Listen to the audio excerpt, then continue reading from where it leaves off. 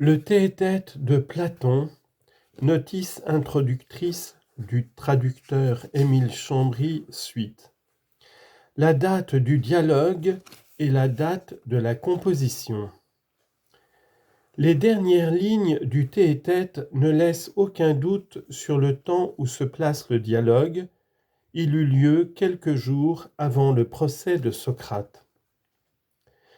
Il est plus difficile de déterminer la date à laquelle il fut écrit et le rang qu'il occupe parmi les autres ouvrages de Platon. Il fut certainement écrit après la bataille où Théétète fut blessé à Corinthe et rapporté à Athènes. Mais de quelle bataille s'agit-il? Est-ce celle de Démosthène?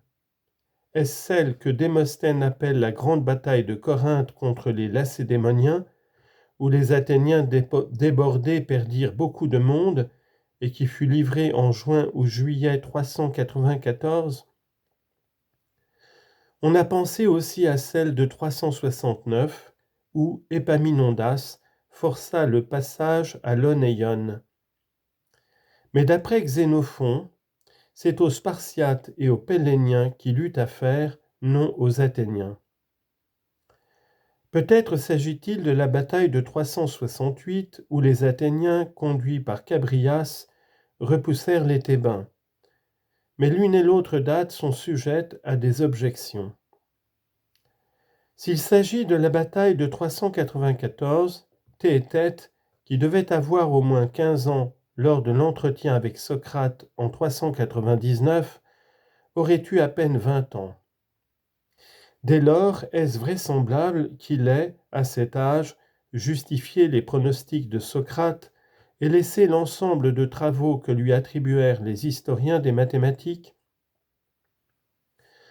S'il s'agit au contraire de la bataille de 368, comment admettre que Terpsion ait attendu 30 ans pour demander à son ami Euclide de lui lire un livre rédigé du vivant de Socrate? Comment sortir de ces difficultés? Il faut choisir entre ces deux invraisemblances. Comme les caractères stylistiques du dialogue indiquent une époque tardive dans la carrière de Platon, et que par le sujet et la manière dont il est traité, il se rapproche du Parménide et du Sophiste, il faut se rallier à la date de 368 plutôt qu'à l'autre.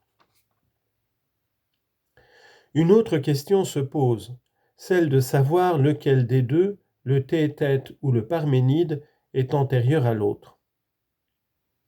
D'après Diès, la place du Théétète serait entre le Parménide d'une part et le Sophiste et le Politique de l'autre. Il prétend en effet que la phrase du Théétète « Je me suis rencontré avec Parménide en un temps où j'étais bien jeune et lui bien vieux » est une allusion au dialogue et non à un fait réel de la vie de Socrate. Il est en effet bien certain que l'entretien qui fait le sujet du Parménide est impossible à concevoir à l'époque où il est censé avoir eu lieu.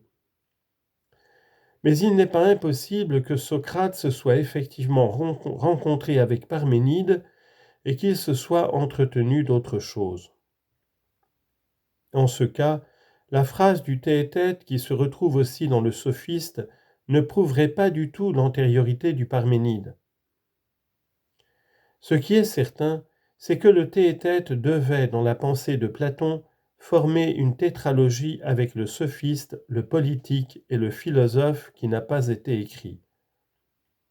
En effet, à la fin du Théétète, Socrate donne rendez-vous pour le lendemain à Théodore et à Théétète. Ceux-ci sont fidèles au rendez-vous et on les voit arriver le lendemain avec l'étranger Éléate.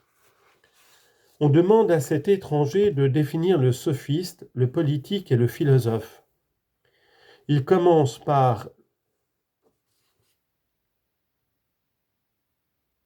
le sophiste et le politique fait suite au sophiste comme le montre l'allusion suivante au sophiste, de même que dans le sophiste, nous avons démontré que le non-être existe.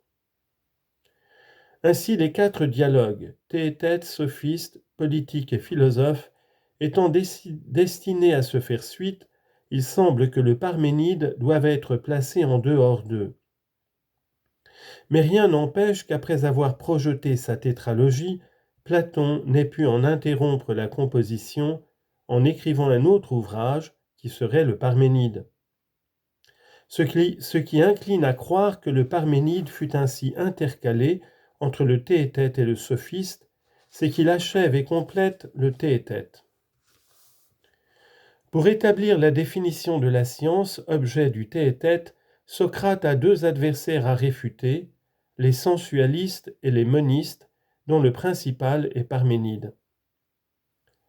Quand il a fini de réfuter les sensualistes, Théétète lui demande de discuter aussi la thèse de Parménide. Socrate s'y refuse, sous prétexte qu'une telle discussion l'entraînerait trop loin. Comme cette discussion est l'objet principal du Parménide, on peut conclure que, la jugeant nécessaire, Platon l'a écrite après le Théétète et avant le Sophiste, et donner ainsi la première place au Théétète.